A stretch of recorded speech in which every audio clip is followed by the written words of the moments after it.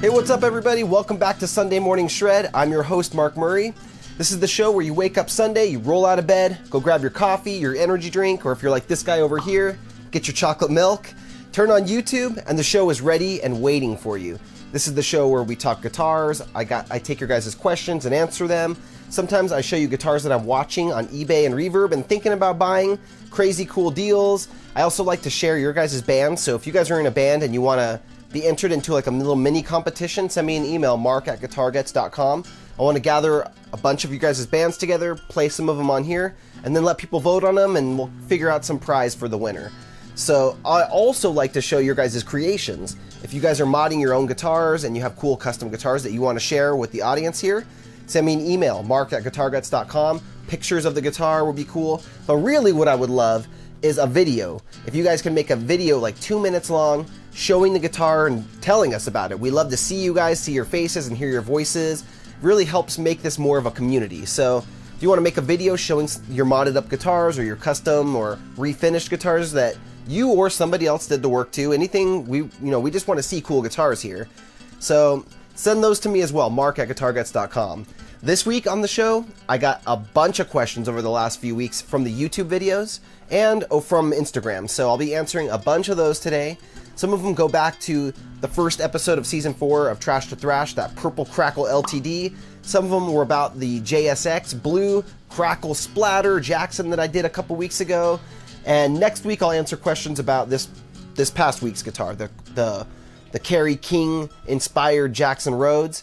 And we got some sick guitars coming for next week too, some EVH style Wolfgangs, and that's gonna be fun. So next week I'll be talking about all that kind of stuff. So let's just jump on into it. The first thing I wanted to show you guys that I thought was cool was my friend Greg. You guys know Greg from the channel Shred Ain't Dead. He recently put out this video, 10 Reasons You Suck at Guitar. And at first, it seemed a little too Uncle Ben-like to say, because he has a show called This Is Why You Suck at the Guitar, and then he's got lessons. He's probably got hundreds of episodes of that show. But then as I watched this video, Greg did give respect to Uncle Ben. And also, it was a completely different style video. It's a list of 10 things that guitarists are doing wrong, that want to get better. They're doing these things wrong. And I actually agreed with almost all of them. I've been guilty of most of them from time to time. And I just thought this was a really cool video. I watched it. It came out a couple weeks ago. But I'll link to it in the description below. Check it out. If you aren't subscribed to Greg's channel, I suggest you to subscribe because he puts out really cool content. He's a cool dude. He's a great guitar player. And he's knowledgeable. When you watch this video, you'll see what I'm talking about. He says things that that we hear guitar players say that we don't understand about, minor, harmonic, seventh, whatever. I don't know about all these scales, but he's a smart guy. So go follow him. Go watch his videos. All right, the first question we got here. This is in reference to the Jackson JSX, episode 44 of Trash to Thrash, the Crackle Splatter. The first section of questions is going to be all about that guitar. So Jeff said, by the way, Jeff, what's up, man? I know Jeff. He sent in a couple guitars, donated to the channel, including a 7-string LTD M207, which I'll be customizing and selling here on the channel. It's actually back there. You could see it. It's the one all the way in the back. Oh, you can hardly see it, but it's got a Bondo fill on the neck still, so you could see that. So Jeff asks, or says, dude, that thing is awesome. You should get an EC1000 and do the equivalent of a gold top, so like white or gold with crackle, and take whichever color that is not used and splatter it with it. So like gold with crackle and white splatter, or white with crackle and gold splatter. That would be a modern touch on a classic paint setup. I'm liking these suggestions you guys are leaving in the comments. You guys are really opening everyone's mind, and I really like that the community is starting to really open their mind. It's really cool to have you guys suggesting really, like I said, these are going to be some cool ideas, so you're going to see in a second, but I like that. So what I would think would be pretty cool is like the gold splatter on top, because gold paint, when you get like a real reflective gold paint, it won't crackle. There's certain types of paint that don't work with crackle paint, so metallic paints are one of them, unfortunately, but I like where your head's at, Jeff. The next one says, pretty rad. Gold hardware over these colors would have been cool too. Maybe orange splatter over the blue and black crackle. Using the lighter blue as the base coat might make the crackle pop more, especially if you're using orange splatter or something. Super awesome guitar though. So I like this one too. But for this guitar, you know, I could have gone with gold hardware. I got a couple people who said I should have gone with gold hardware. And I'm trying, with this one, I tried to do things different than I've ever done. If you notice, I don't think I've ever done a chrome hardware guitar on Trash to Thrash. That was like a, you know, a GuitarGuts custom shop build. For customers, I'll do whatever they want, but for the ones I build, they're always black, gold, or black chrome hardware. I've never really done a chrome hardware one other than like maybe a Frankenstrat. But that wasn't really my design, obviously. So this one, I wanted to just go completely different than I usually do with the white pickups and the chrome hardware. And I wanted to keep it with the cool tones because the week before I had posted the LTD purple with gold hardware, and that kind of had a warm tone vibe going to it. So I like where your head's at with the gold hardware, but for this one, I just wanted the chrome because I thought, you know, haven't done chrome yet. So thank you. Really cool suggestion. The orange splatter I think would be super sick. And in the future, you're probably going to see something like that because I do have some test panels with all these different splatter colors I've done. And there's definitely some orange and blue in there, and orange and blue look sick together. Next one. That guitar does look incredible. The only thing I'm curious about is how would the finish look using red and orange under the crackle and some yellow-orange splatter, like liquid hot magma. Liquid hot magma? Keep up the amazing work, good sir, and have a great day. Well, that's awesome. I like this idea because it kind of reminds me of the Crackle Kelly I did, which was like orange, yellow, and red all mixed together with black crackle over that, and then to add splatter on top of that. I like where your head's at. I would probably do some type of burst and then pick one color for the splatter, probably like an orange or red, but man, that's really cool. I'm gonna have to definitely consider these colors and do something in that vein because that's really cool. Okay, so you put Crackle Paint on a Jackson. Due to the colors that you used, it feels celestial to me. So I dubbed this build as the Celestial Cracks and Splatter. Good job, Mark. It looks amazing. Everything was a nice touch. That's awesome. I like it. Celestial Cracks and Splatter. It's kind of a mouthful, but I like it. Next one. Sick paint job. What about doing a crackle over top of a splatter so that the crackle exposes some of the splatter? That could look interesting. That's insane. Yeah, I don't know exactly if it would, because the way the crackle goes on, say you do 3 coats of base colors. Like you've seen when I do like burst paint jobs and then I'll do a crackle over it. The last coat that you do, you could take a picture of it and then look at it after you do the crackle. It won't be the exact same burst. Say you do 3 layers as your base and you do them slightly different. They'll kind of blend when they come through the crackle. So I'm not exactly sure what would happen, but man, I want to try that. That is awesome. You guys are killing it with your ideas. Greg from Shred Ain't Dead, there he is. This is so sick, I might have to get a Crackle Blood Splatter signature in the very near future, dude. I talked about this a few weeks back that I'm thinking about maybe sponsoring some musicians, and Greg's one of them. And we were talking about possibly doing some type of signature model for him because I don't make my own guitars, but maybe what I could do is create packages that people could order the package on their guitar. So like, for example, mine would obviously be a Killswitch, gold hardware, Floyd Rose, Gotoh tuners, all the stuff that I always put on guitars, and then anybody could order that for their guitar. So if you have a Gibson V or a Jackson Kelly or a Fender Strat, no matter what, you could order the Mark Murray or the GuitarGuts signature package. Well, then you could also get the Shred Ain't Dead package, which would be like Greg's signature paint job with whatever, you know, preamps and accessories he wants. So might be something to watch out for here in the future. And if you guys know other artists that we can mutually benefit each other, send them my way. You know, I've got my eyes on a couple guys out there, so I'm going to be reaching out to some of them pretty soon. Now we're going into the Gotoh bridge, the 1996 T Gotoh that I put on the JSX. It's a bridge I love. I put one on the Alexi Rhodes back in season 2. I put one on the Crackle Kelly, and this guy said I had a 1996 T on one of my guitars years ago and it compared to an original German-made, the push-in tremolo. So I guess he's talking about a German. It compares to the original German-made Floyd Rose. The push-in tremolo arm is much better versus the standard threaded one, which over time will most likely loosen up. I think the German company also makes the 1500 series, which has the same feature as the 1996 T. Okay, interesting. We got a lot of comments about those Gotoh bridges. These are just like the top ones. I agree with the Gotoh double locking trem. I have one on a Strat. Not only is the design better than the original Floyd Rose, but the metals are way stronger, especially the screws and the insert. It's the most solid tremolo there is, in my honest opinion. In my humble opinion. What's IMHO? The humble or honest? I don't know. +1 to Goto 1996T. I have used them on a few times. I've used them a few times. I cannot read. Yeah, they're great bridges. We got one here. So it's a shame that you didn't test fit the tremolo before you painted the body. Would have been nice if you routed the cavity out so the tremolo had full range of movement. I know. To be honest, I didn't know that this guitar had a weird bridge hole in it. I've never come across this issue. I've got multiple Jackson bridges here. None of them fit in that guitar, so I'm going, what is going on here? The original Floyd wouldn't fit. The Goto wouldn't fit. And I had the guitar hanging up here. I ended up painting it one day. I didn't test fit parts on it because that problem has never come up with me before. So, I could have routed it out longer, and that's what I probably should have done. But there is an improvement, and we'll get to that in a second, a way that you can kind of fix that issue.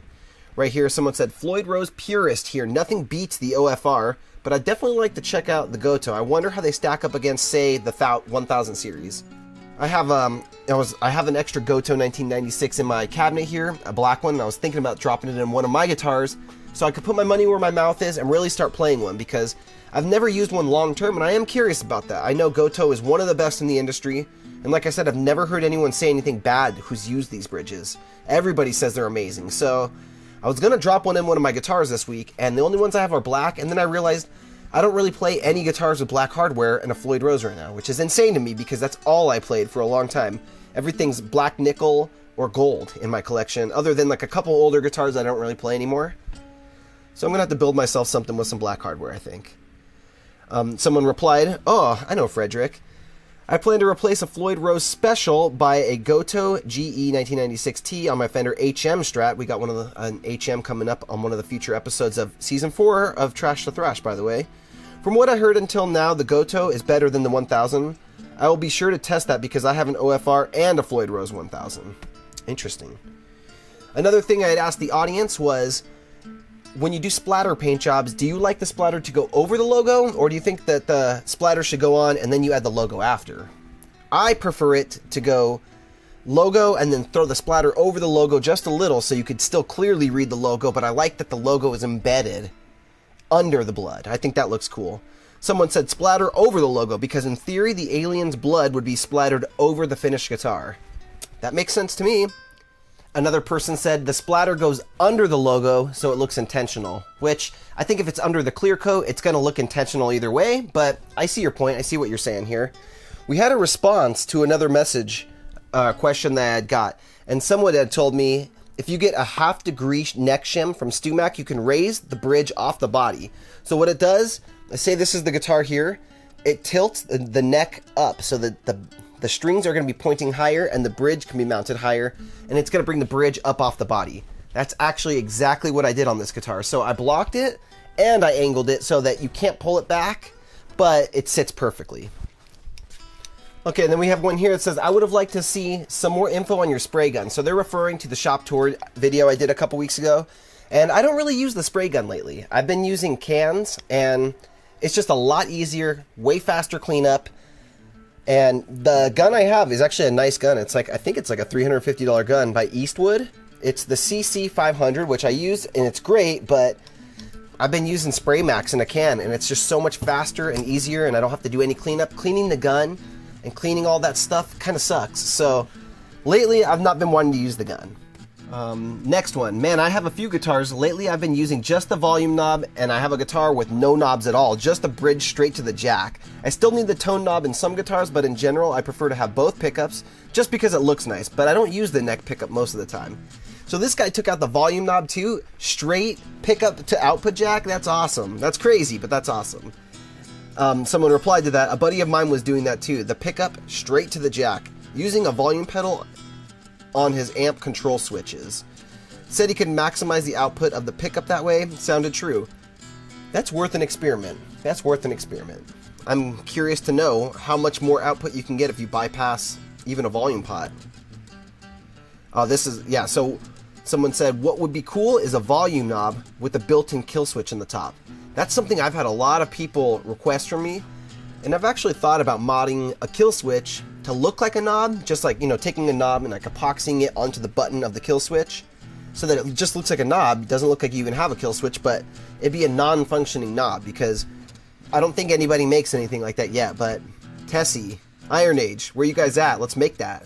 We got to get on that. That sounds really cool. Someone said not everyone needs, or not every guitar needs a kill switch, and I disagree. No disrespect, I really like watching your videos, but dang, not every guitar needs a kill switch. We got kill switch critics over here. I disagree. I love kill switches. I put them in all the guitars I play, and if you notice, all the customers that come to me, almost every single one of them gets a kill switch. It's like 1 out of every 10 doesn't. And the guitars that I build to sell, 100% of them sell. They all have kill switches. So I do things different than other companies. I'm not going to do a standard guitar. Maybe one day I'm gonna, but I like doing things that are crazy and different. And I've done like 50 guitars now, or 60 guitars now in the last 2 years, which is insane. I was looking back at my catalog recently of all the pictures of the guitars I've done. And, you know, this is my niche. It's kill switches, it's trick wiring, push pulls, toggle switches, Crackle Paint job, Splatter, both on the same guitar, swirl dips. I'm not your standard guitar builder, and if you want something more standard, there's a million guitars out there that you can go buy. But if you want a crazy guitar with LED kill switches and all this like fun, you know, wild stuff, you know the guy to come to. It's me.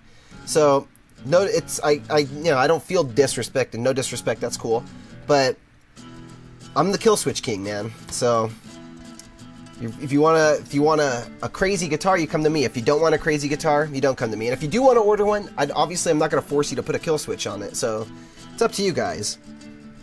Jesse asked, what's up, Jesse? I know you.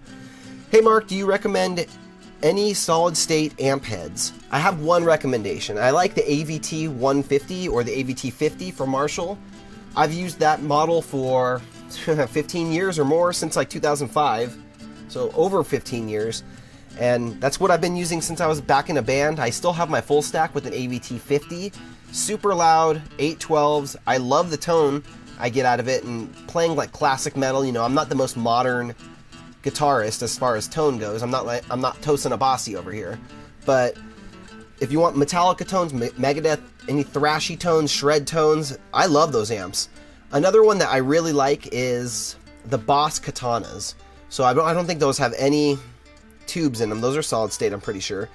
Great amps if you want to practice amp for the bedroom. They have excellent tones, and they can make a lot of different types of sounds. Next one says, we would love to see your guitar collection. Personal collection, that is. I actually put out a video probably 3 or 4 months ago about this. I'll link it down in the description. So if you want to watch the guitar collection video, it's a good one. We got like, I think, over 20 guitars right now in the personal collection. Tyler came with the knowledge, dropping the EXP knowledge. The 1997 run of these were in fact produced in Japan. They have 2 dots at the 12th fret. You have the 98-99 version, made in Korea. I have the exact same guitar, the used stamp and all. Which, by the way, why do they say used on the headstock? ESP only made 2 Explorers in '87, both belonging to James Hetfield, and they had a different body shape, much closer to the 58 Gibson's body, which is rounder, not as pointy. The sharper-edged ESP Explorers came out in 1991. That's the MX250. The earlier ones are the MX220 models.